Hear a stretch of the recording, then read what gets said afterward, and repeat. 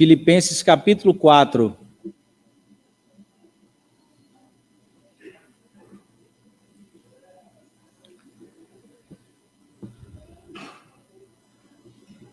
Filipenses capítulo 4.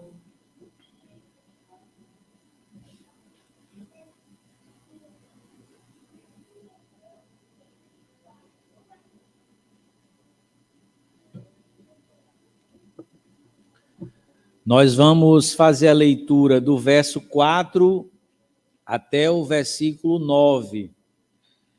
Contudo, nossa exposição será da seguinte maneira: do versículo 4 até o versículo 7, nós vamos nos debruçar hoje pela manhã, e à noite nós vamos dar sequência ao versículo 7, 8 e 9. Então, do 4 ao 7 agora pela manhã, e à noite versículos 8 e 9, para que a gente tenha uma compreensão completa, no tempo adequado, e que Deus fale conosco em toda essa porção das Escrituras. Vou fazer a leitura também na Corrigida Fiel, então algumas pequenas alterações vocabulares, mas que não vão comprometer a compreensão de nenhum dos irmãos. Regozijai-vos sempre no Senhor. Outra vez digo, regozijai-vos. Seja a vossa equidade notória a todos os homens. Perto está o Senhor. Não estejais inquietos por coisa alguma. Antes, as vossas petições sejam em tudo conhecidas diante de Deus pela oração e súplica com ações de graças. E a paz de Deus, que excede todo o entendimento, guardará os vossos corações e os vossos pensamentos em Cristo Jesus. Quanto ao mais, irmãos, tudo que é verdadeiro, tudo que é honesto, tudo que é justo, tudo que é puro, tudo que é amável, tudo que é de boa fama, se alguma virtude há, se há algum louvor, nisso pensai. O que também aprendestes e recebestes e ouvistes e vistes em mim, isso fazei.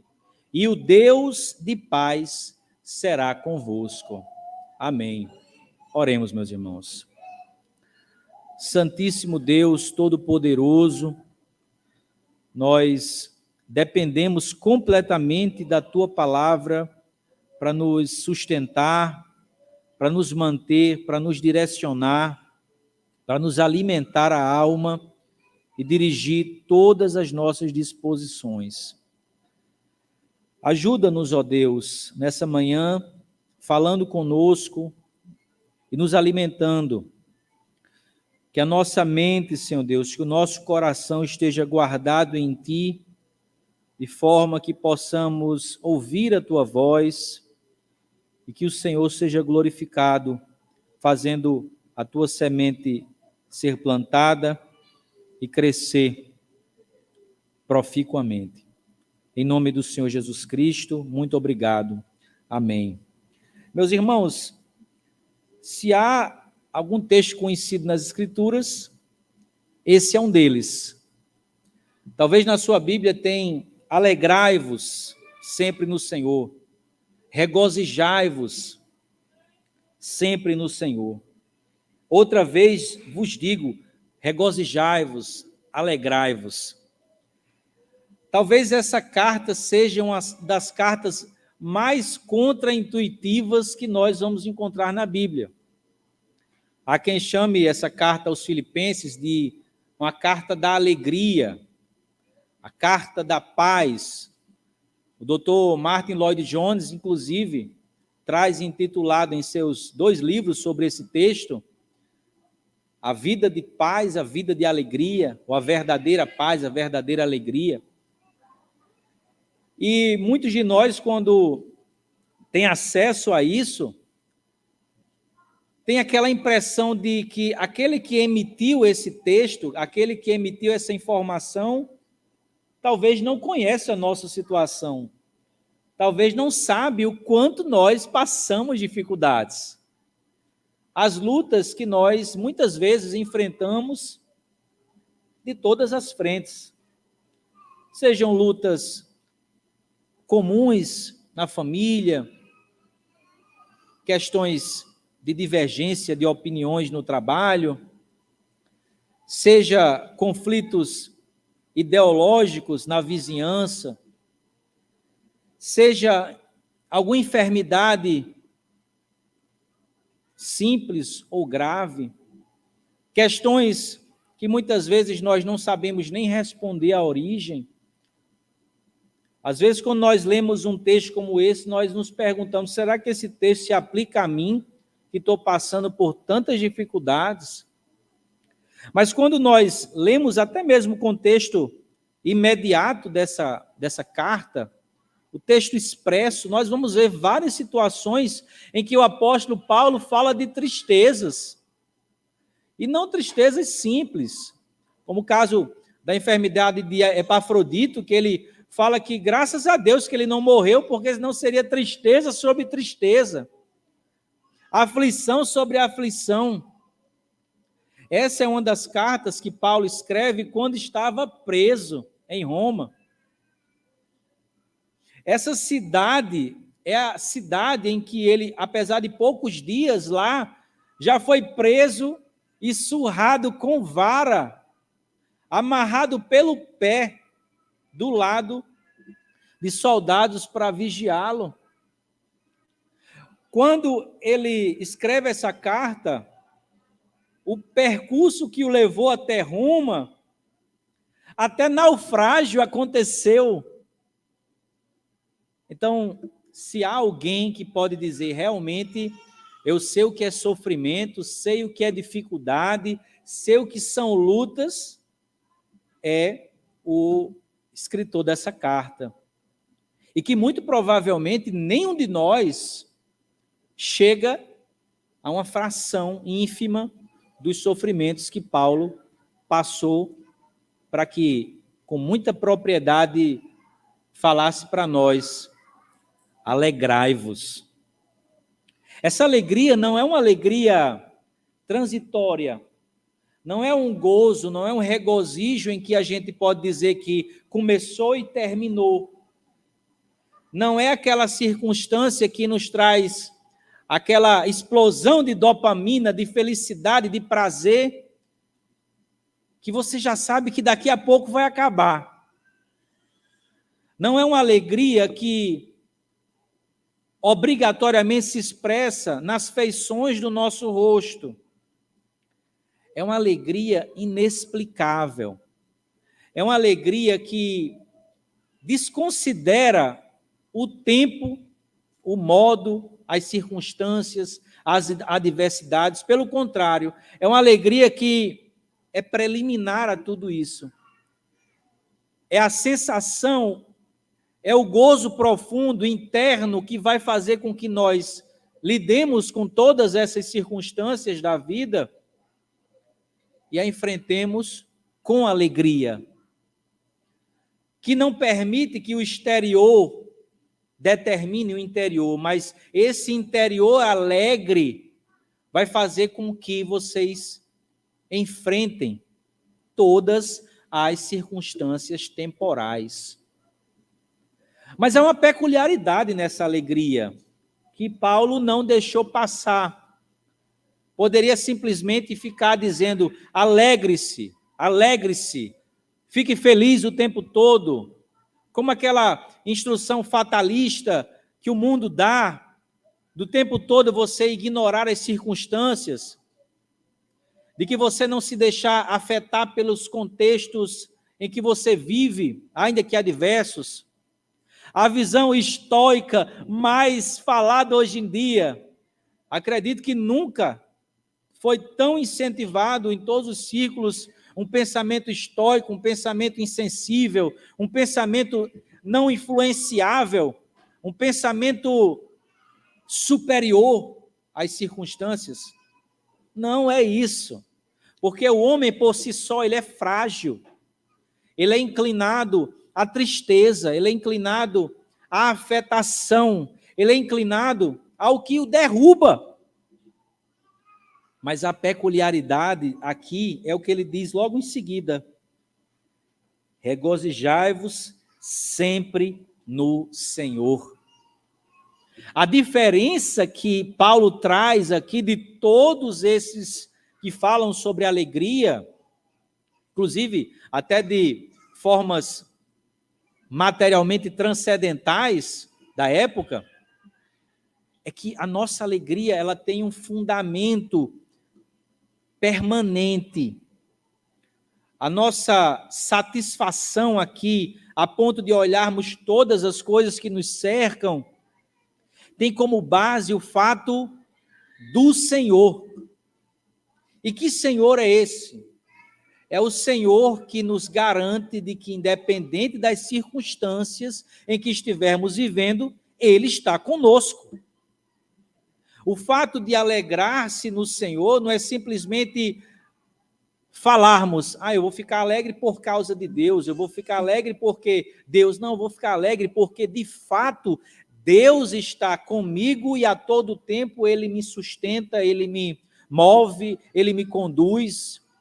Essa alegria aqui que não desconsidera o exterior, mas o lê da forma adequada, é a segurança de que essa alegria é fundamentada no Deus da vida dele. E por isso ele repete enfaticamente, outra vez digo, regozije-se, alegre-se, porque você tem um fundamento firme, sólido. Veja, a palavra de Deus é muito clara, de Gênesis até Apocalipse, nós vemos situações dificílimas que o povo de Deus passou.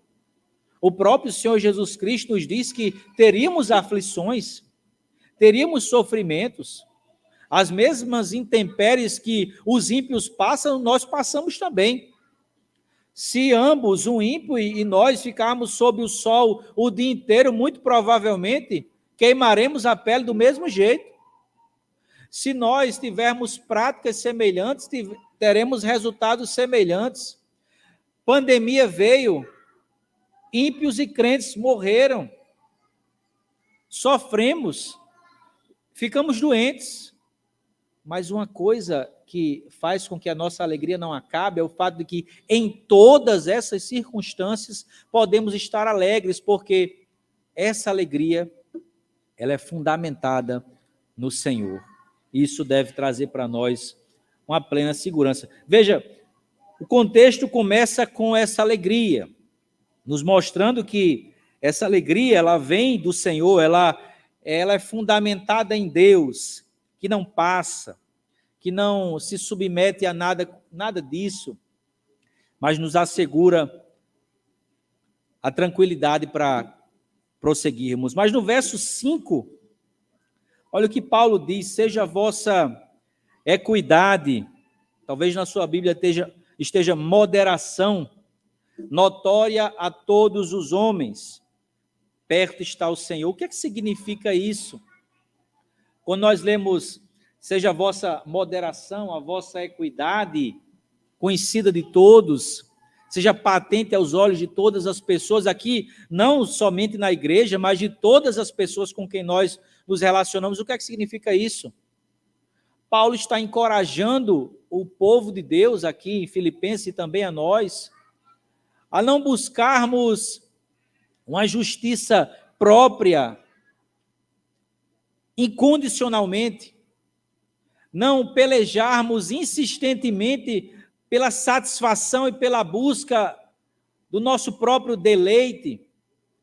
Quando ele fala em moderação aqui, ele poderia ser traduzido como uma justa razoabilidade, uma doce razoabilidade, em que nós muitas vezes abrimos mão da satisfação imediata do nosso pleito para prosseguirmos alegres, para sermos contrários àquilo que muito provavelmente lutará contra o estímulo e o alimento da nossa alegria e da nossa satisfação em Deus. Como é normal, muitas vezes nós nos sentimos agredidos, nosso pleito injustiçado, o nosso direito não entregue, mas Deus está sempre nos mostrando calma, paciência. Alegre-se no Senhor, ainda que você não tenha aquilo que você queria, ainda que aquilo que você achou que deveria ser dado a você não foi lhe dado. Alegre-se no Senhor, satisfaça-se nele. Não se arvore no seu direito, não queira exercer as suas razões de forma autocrática, imediata, com a força do seu braço. Não precisa ir às últimas consequências. Aguente. Suporte essa situação.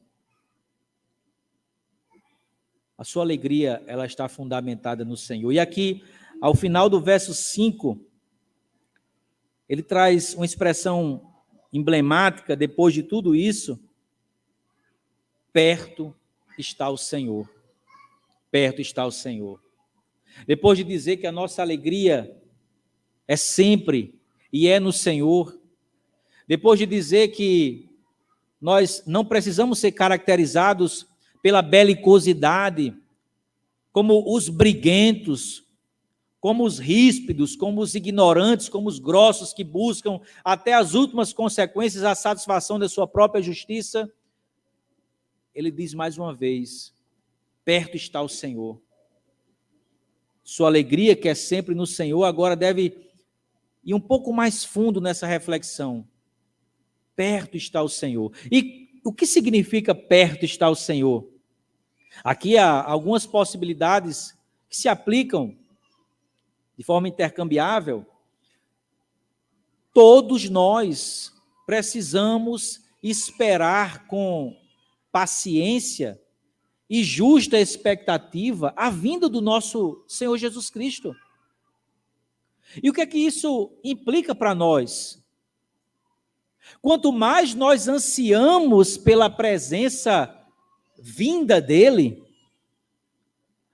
a culminância de todas as coisas, mais nós deixamos de ser afetados pelas circunstâncias do agora. Quantos de nós ainda refletem sobre o fato da vinda do Senhor? Quantos expectam isso? Quantos esperam isso? Quantos anseiam por isso? Diante das dificuldades, das angústias, das tribulações que nós passamos, onde está o nosso refrigério diante disso? Está nas soluções que nós buscamos aqui? Ou na maior solução de todas, a vinda do nosso Rei? Quantas vezes nós estamos passando por lutas terríveis, doenças que nós não sabemos a solução, apertos que nós não vemos a saída, não vemos de onde vamos tirar a solvência das nossas dívidas. Não sabemos mais o que falar para preservar a paz do nosso lar. E nós nos deixamos entregues a uma tristeza profunda, esquecendo que a alegria que nós temos vem do Senhor, que é sempre, e que promete a nós um fato, a partir dessa informação de Paulo aqui. Perto está o Senhor. Se há uma solução, se há uma saída, se há algo que deve nos trazer a completa sensação de alegria, é o fato de que tudo isso passará e que a eternidade de gozo, de deleite, de profunda bem-aventurança, de felicidade completa está perto. Ah, mas faz muito tempo que isso foi escrito e até agora nada aconteceu. Amados, O Senhor já está aqui conosco. Ainda que o perto seja a vinda do Senhor, a iminência que deve estar guardada e enraizada e frutificando a todo tempo no nosso coração da vida do nosso Deus, para nos redimir completamente, para nos glorificar. O fato do reinado em nossos corações pelo nosso Deus, pelo nosso Senhor, pelo nosso Rei, deve trazer para nós o perfeito senso de alegria e profundo regozijo diante de toda e qualquer situação. Perto está o Senhor. Jamais estamos ou estaremos ou estivemos sozinhos. Ele está conosco. Isso a palavra de Deus é pródiga em nos dizer: eu estou com vocês. Não temas, eu estou contigo. Essa batalha não é tua, eu que pelejarei em vosso lugar. Nós temos dúzias de textos na palavra de Deus que o Senhor o tempo todo nos mostra: eu estou com você. Você não está sozinho. E quando ele nos diz isso, nunca é simplesmente fique sabendo que eu estou com você. Não está sozinho, por isso não temas. Não está sozinho, por isso essa batalha é minha, não é sua. Não está sozinho agora. Alegre-se. Alegre-se. E nesse contexto, nesse pano de fundo, com esse enredo maravilhoso, nós somos confrontados, a partir do verso 6, com algo que aflige todo o mundo, inclusive nós, o povo de Deus, quando ele diz: não estejais inquietos ou ansiosos por coisa alguma. Aqui Paulo fala acerca de um dos temas mais sensíveis a todos nós, que é a ansiedade, a aflição, a percepção paralisante de incapacidade diante do futuro. Quantos de nós não são atacados diuturnamente, diariamente, pela ansiedade, pela inquietação? Veja que esse texto não surge do nada. Esse texto surge com a base, o fundamento de que nós devemos estar alegres no Senhor, devemos confiar nele para a satisfação de todos os nossos direitos, e que ele está perto de nós. Não esteja inquieto, não esteja ansioso. E aqui nós não estamos falando sobre uma ansiedade fruto de questões orgânicas, questões hormonais, questões resultantes de maus hábitos, questões concernentes à formação cerebral, não, doenças como a sofrida por Charles Spurgeon, que sofria bastante com isso, em virtude de gota que ele possuía, padecia de gota. Nós estamos falando aqui do desconsiderar completo, em determinados momentos da vida, de que o Deus Todo-Poderoso está com você, e Ele é que é o fundamento da sua satisfação e da sua alegria. Aqui não é um momento de aflição, de pressão, de terror, de temor, de angústia, não, aqui é a vida entregue à desconfiança, a ausência de fundamento, de base, de segurança. É quando dia após dia nós deixamos de considerar isso a uma progressão cada vez mais irradiando, um abismo chamando o outro na nossa vida, a ponto de nos fazer parar. Quando você olha para frente e não vê mais nada. Quantos de nós não são atacados por isso? Veja, desde a sensação de ausência de felicidade, a ausência de fundamento para a alegria, a insatisfação porque não tem suas demandas satisfeitas, a ausência de percepção e reflexão acerca da vinda e da presença do Senhor Jesus Cristo conosco. Nós caímos na ausência de base para prosseguir. Em regra, a ansiedade é um problema em relação ao futuro. Nós deixamos de ver o que virá. É uma preocupação, é quando nós dividimos a nossa mente entre aquilo que achamos que acreditamos, as nossas questões, as dúvidas, os problemas e as incertezas da vida. Nós caímos nesse emaranhado, nessa teia que nos envolve cada vez mais quando nós deixamos de considerar um terreno firme para pisar, um fundamento claro e preciso para prosseguir. Veja, o texto do Sermão da Montanha, que o Senhor Jesus Cristo fala acerca dos 2 fundamentos, em que uma casa foi construída sobre a areia e outra casa foi construída sobre a rocha. Olha que semelhança interessante aqui. Aquele que ouviu a palavra de Deus e praticou é firme. Aquele que ouve, mas não pratica, que não considera, que não reflete acerca do que o Senhor falou, não só deixou de ser firme, mas perece. Não tem base. É como se tivesse com areia movediça que não só afunda, mas se vê preso.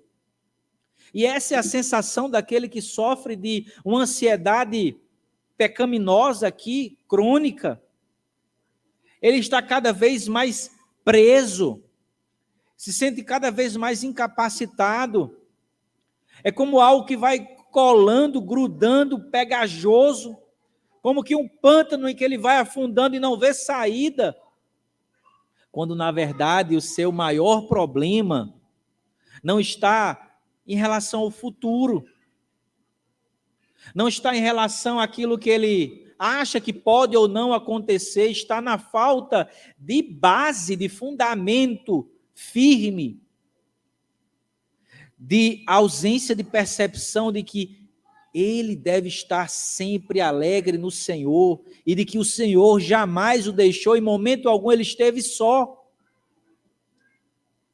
Como citado multiplamente aqui, nós aprendemos isso desde criança.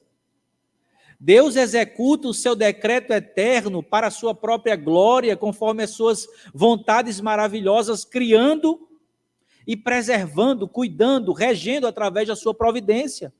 Deus jamais perdeu o controle da nossa vida. Deus não criou e deixou as coisas acontecerem, Ele rege, Ele sustenta.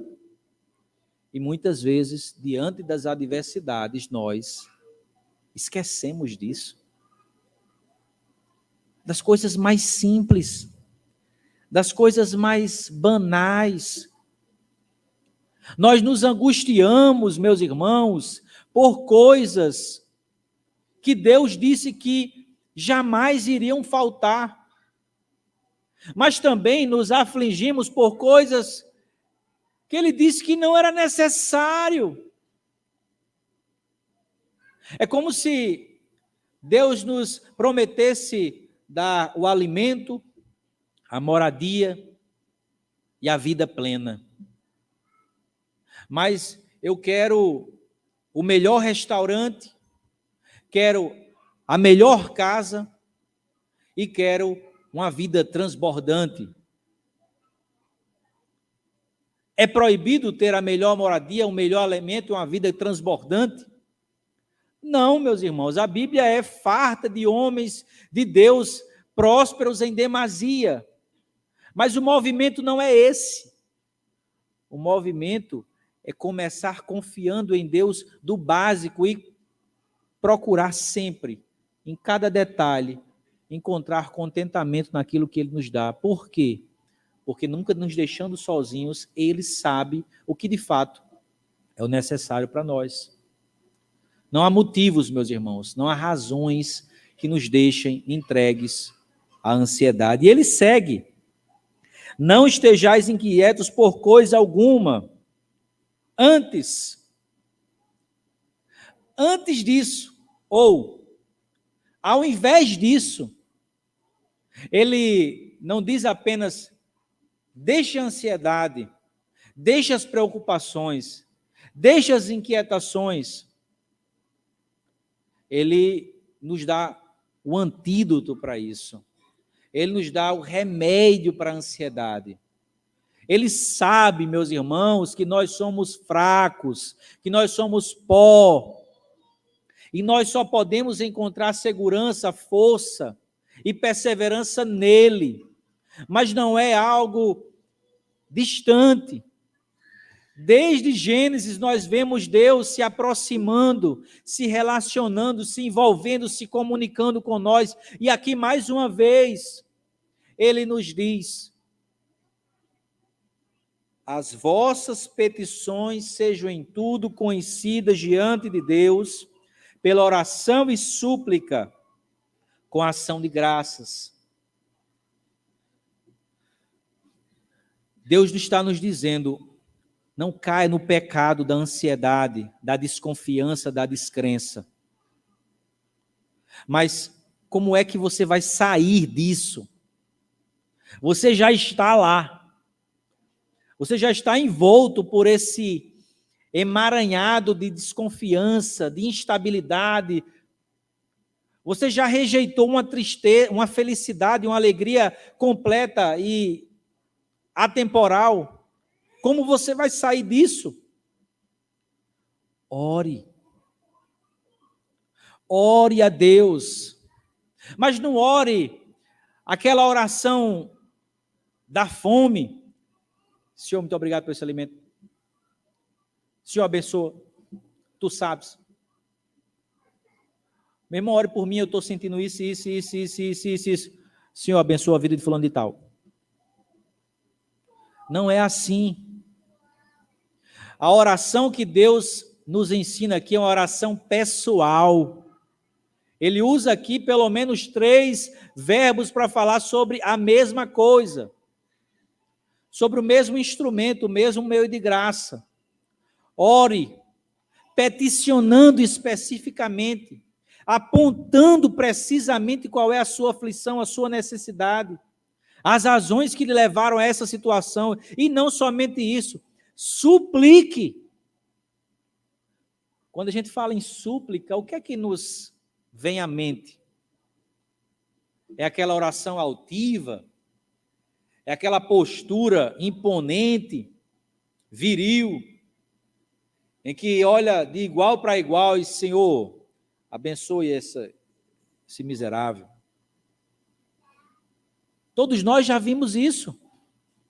Nós vemos isso diariamente. Espero que não tão diariamente, os irmãos não vejam isso na televisão.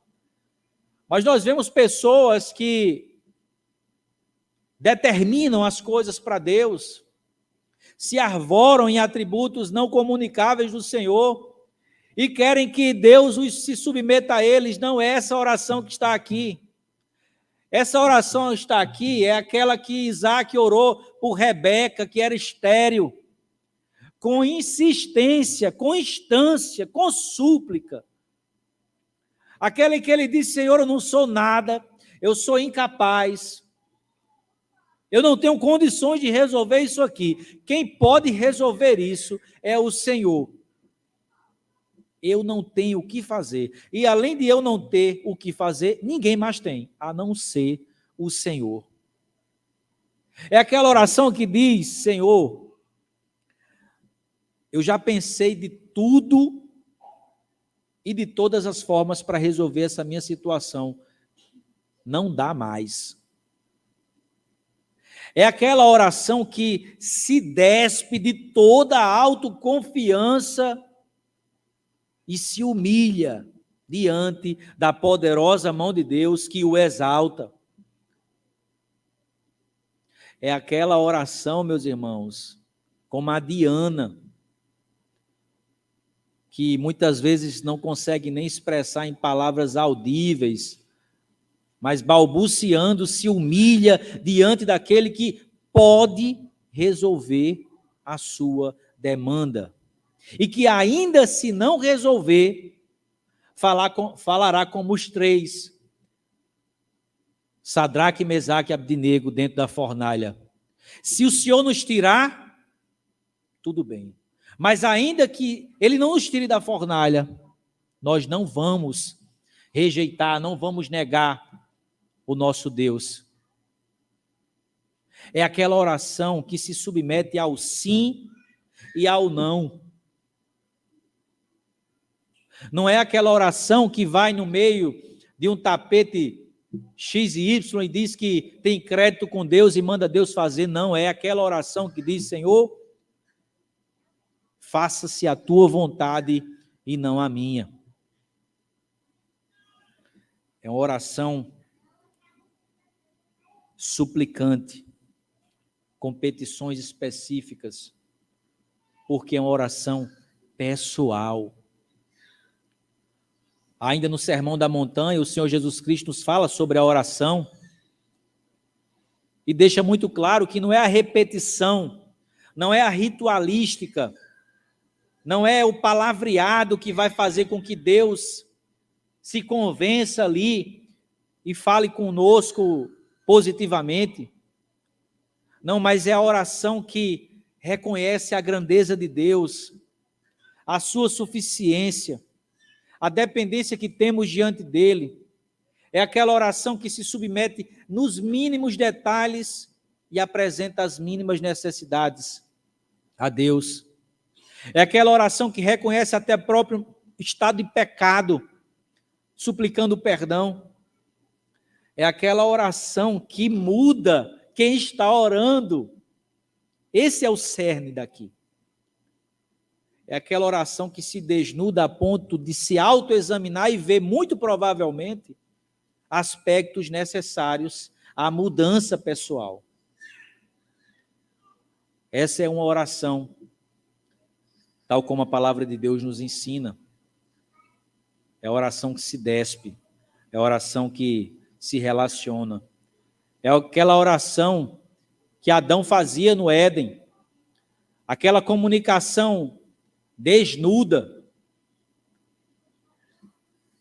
não envolvida da carnalidade, dos desejos pecaminosos, mas que tudo isso fica ao largo quando a gente se nega e afirma o nosso Deus. E o detalhe especial dessa oração aqui está no final do verso 6, com ação de graças. Essa oração, meus irmãos, é uma oração agradecida. O coração daquele que ora dessa forma é aquele que vai encontrar nesse momento todo aquele fundamento, toda aquela base, nesse momento em que ele se dobra e coloca diante de Deus, lança sobre ele, ou seja, deixa de estar com ele e agora está com Deus, ao passo de confiar completamente no Senhor, é aquele que vai lembrar agora daquela alegria, agora daquele justo juiz, agora da presença imediata e iminente do seu Senhor. É aquela oração que lembra agora e agradece. Marcos diz que quando orares, agradeça, crendo já o recebeu. O que é isso? Senão a confiança completa que nós devemos ter diante de quem oramos. Ação de graças. E aqui não é uma ação de graças vazia, repito.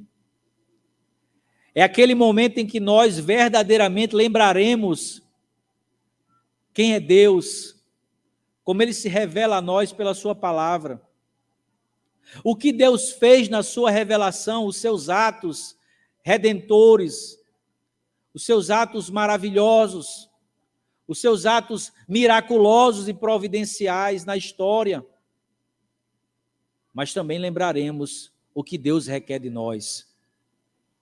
Essa oração que culmina na ação de graças é aquela que vai considerar Não agora o futuro, que o inquieta, que o deixa ansioso, que o angustia, mas vai considerar o passado. Quantas vezes Deus o livrou, Deus o protegeu, Deus o sustentou, Deus fez você acordar, Deus permitiu você dormir, Deus o protegeu enquanto você dormia. Vai lembrar do povo de Deus saindo do deserto, depois de tantas circunstâncias difíceis, de tanto suplício e sofrimento, saindo próspero para o deserto, em busca da terra de Canaã. Vai ver um rio na frente, bloqueando a sua caminhada, sendo aberto. Vai ver uma pedra jorrando água. Vai ver uma revoada de codornizes chegando para alimentá-los. Vai ver o maná todos os dias à disposição para colher. Nós, chegando nesse estágio, nós vamos ser lembrados de tudo que Deus fez, faz e com certeza fará por cada um de nós. Aquele que começou a boa obra em nós, irá terminá-la. Aquele que é o início, é o fim, é aquele que não se submete a tempo, a circunstância, é aquele que não está apenas fora, mas se envolve com a sua criação, é aquele que não apenas aponta e intervém, mas sustenta com as suas próprias mãos, é aquele que não permite simplesmente que a gente sofra, passe por tribulações, mas que se compadece de nós. Esse é o que nos diz, não esteja ansioso. Há fundamento, meus irmãos. Na hora que as circunstâncias apertarem, devemos saber que Deus é superior a cada uma delas e nossa alegria é sempre nele. E ele prossegue com uma promessa maravilhosa, no verso 7. E a paz de Deus, veja, depois de tudo isso, pode esperar. A paz de Deus, que excede todo o entendimento, guardará os vossos corações e os vossos pensamentos em Cristo Jesus. Ficamos aflitos, ansiosos, inquietos, angustiados, preocupados, deprimidos, mas Deus nos dá o caminho para que agora, após essa trilha inicial, esse primeiro passo da oração, com petições específicas, humilde e suplicante, com ações de graças, possamos receber dele a paz que excede todo o entendimento. Ao lado da alegria que é sempre e invariável e constante, agora temos uma paz que ninguém pode explicar. Aqui no contexto, nem os sábios da época, nem aqueles superiores intelectualmente, nem aqueles filósofos sábios e elevados, ninguém pode explicar, ninguém pode entender essa paz que provém de Deus. É uma paz que é originada nele. Veja, não é uma paz com Deus. A paz com Deus nós temos na condição de cristãos que somos, por ato da justificação pela fé, nós estamos em paz com Deus. Mas além de ter a paz com Deus, Em meio a todas as circunstâncias da nossa vida, nós recebemos a paz que refrigera a nossa alma, a paz que é inexplicável diante de qualquer questão temporal e circunstancial. E não é uma paz apenas mental, é uma paz que envolve todas as nossas disposições, coração e mente, sentimentos, pensamentos, emoções, vontades, inclinações, disposições. É uma paz integral. É uma paz que não deixa saída, e aqui vem a propriedade do termo que ele usou. A paz que Deus vai dar, ela vai guardar. Esse é um termo militar, guardar. A paz de Deus vai fazer sentinela diante da nossa mente e do nosso coração. Nós já esvaziamos as razões da ansiedade, já lançamos sobre ele, e agora o que é que nós vamos fazer? Receber dele a proteção para que nada disso venha sobre nós novamente. À medida que lançamos para fora de nós e encontramos nele o receptor de toda a nossa angústia, recebemos dele a verdadeira proteção integral na forma de paz que vigia completamente o nosso coração e a nossa alma. Essa palavra era muito peculiar à época, porque a cidade de Filipos era composta predominantemente de militares aposentados. Filipos era uma colônia romana. Então eles entendiam com muita clareza isso. Deus irá nos dar a proteção completa do coração e da mente com a sua paz. E assim, todos nós podemos, de fato, voltar ao verso 4 e nos regozijar sempre no Senhor. Alegre-se. Sua justiça está em Deus. O Senhor está perto de nós, agora e virá na consumação de todas as coisas. Lance todas as suas ansiedades nele. Ele, de fato, é o único capaz de trazer para nós o senso completo de gratidão e a completa e mais profunda paz que ninguém pode compreender. Que Deus nos abençoe, meus irmãos. Senhor Deus Todo-Poderoso, glorioso e santo, Tu és a nossa paz, a fonte da paz, e que contigo restaurou a paz em Cristo. Muito obrigado, Senhor, pelo privilégio de recebermos a Tua palavra, todo o encorajamento para prosseguir. Que o Senhor seja honrado e glorificado em todas as coisas, que o Senhor purifique o nosso coração, a nossa mente, de maneira que em Ti possamos ter a completa proteção da paz que excede todo o entendimento.